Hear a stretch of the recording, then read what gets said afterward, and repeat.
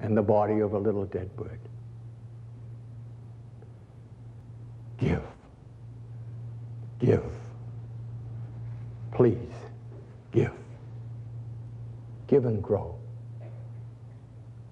So what have you learned from your briefing so far? Well, for starters, now you know that no matter how much you've wandered off course, you can still get back on course in a hurry. And never again are you going to let anyone push your kill switch. Never again will you give anyone permission to shoot down your dreams or rain on your parade.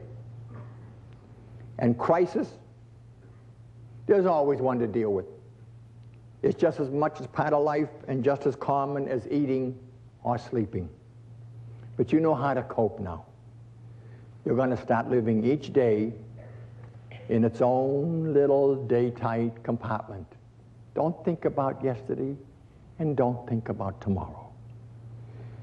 You're going to begin shutting out those yesterdays with all their petty problems and all the mistakes and disappointments and failures and sorrows and tears.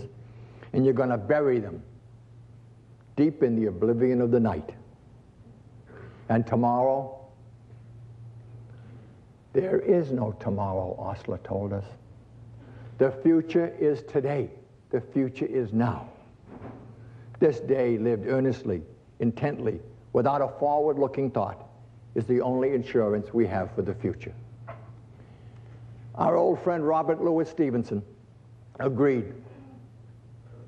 A long time ago he wrote, anyone can carry his or her burden and troubles, however hard, until nightfall.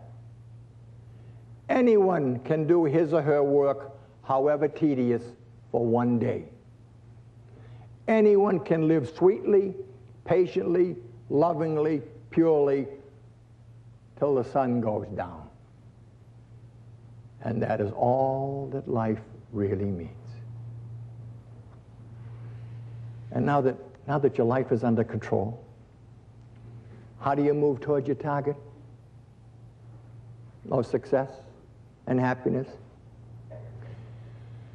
You're going to go the extra mile. You're going to give more than is expected of you, day after day, wherever you are. At work, of course, but also away from work.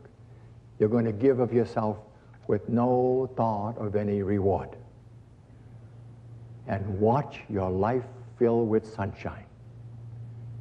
Trust me. Now, as you're moving along, right on course, there are a couple of pitfalls you've got to guard against. Way back in the 1930s, a fantastic, tough lady newspaper reporter named Dorothea Brande, B-R-A-N-D-E, wrote a magnificent book called Wake Up and Live, exclamation mark. After all these years, it's still available in paperback if anybody's interested. Wake Up and Live. In Dorothea's book, one of her chapters really blew me away the first time I read it, and it still does. She warned us all about hiding behind busy work.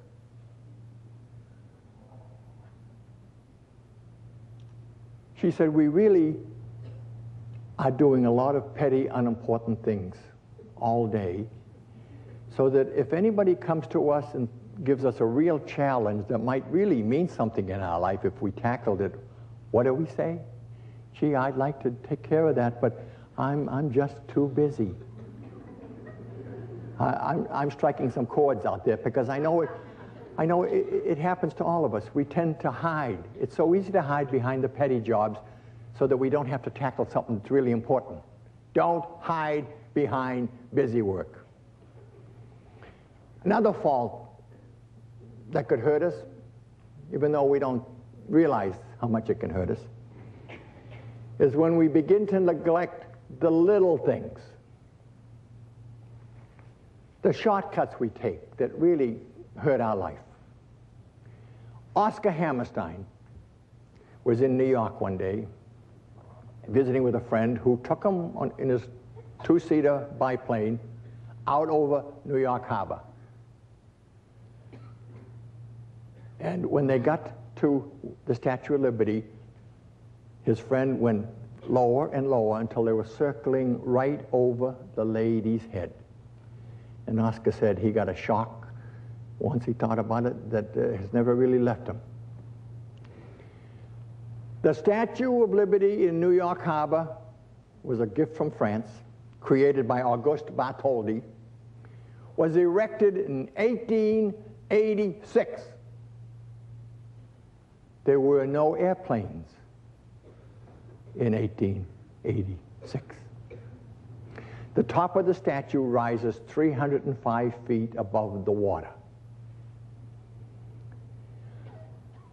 The top of the lady's head, as the plane circled lower and lower over the head, Oscar noticed every curl on the top of her head was as highly polished as the rest of her body. And he thought, my God, when they erected this statue, there were no airplanes. So far as Bartholdi was concerned, nobody would ever see the top of the statue except maybe a seagull or two. And yet it was as highly polished and as beautiful up there as was the rest of the body. Never neglect the little things. Not too long ago, Chrysler had to recall 4,000 automobiles. The problem? A tiny, defective 5-cent washer in the steering system.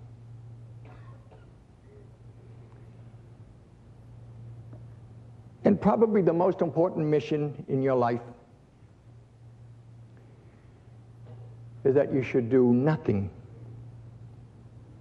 ever that you would have to apologize for doing to those you love.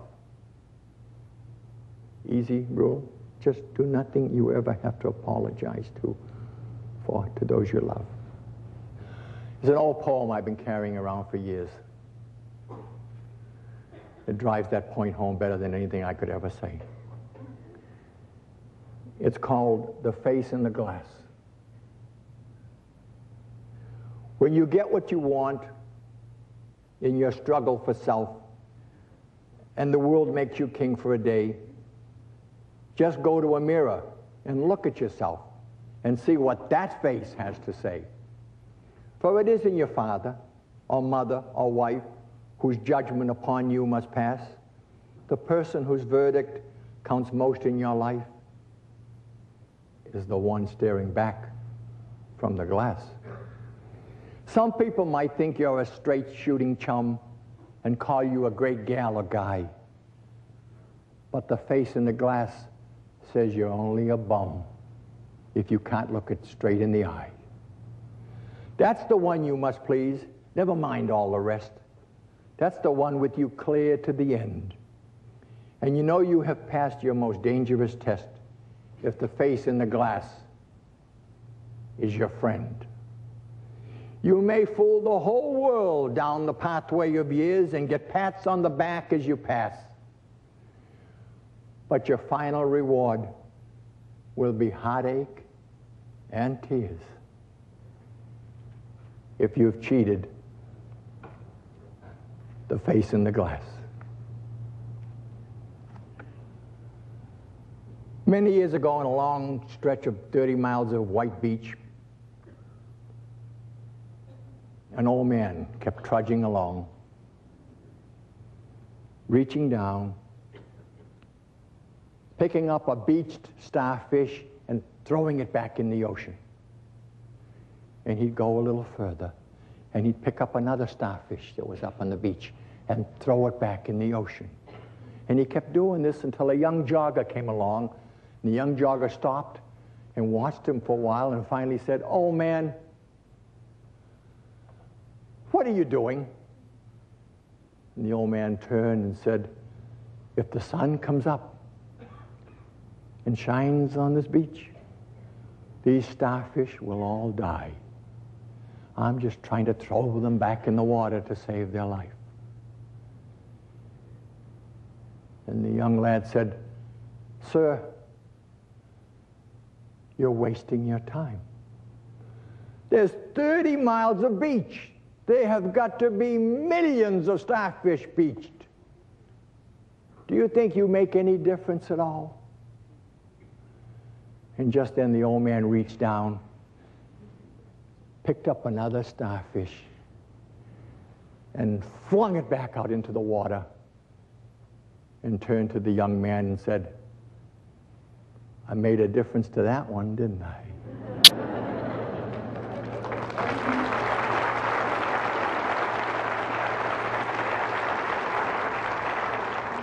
Now that I've tossed you back in the water, I hope you'll swim with all your might. Success and happiness, it's just over the horizon. Go get it.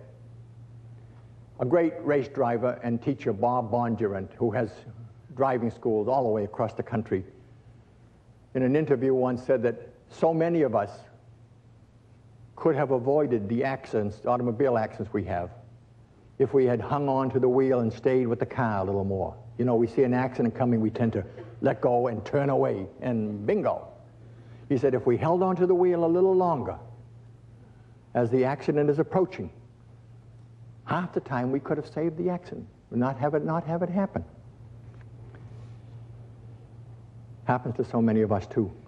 We quit too soon. Don't do it anymore. Those of you who have read The 12th Angel know this end. But Winston Churchill was in Oxford in his prime addressing a graduating class. And when he was introduced, that great man strolled slowly to the lectern, looked around at all the young faces, and said, never, never, never, never, never, never give up. 8 words. 8 very powerful words. Then the old boy turned slowly away from his audience, and he walked slowly to his seat. And you know what? I think I'm going to do the same thing. I love you all. Thank you for coming tonight. God bless you. Thank you so much. Thank you. Thank you.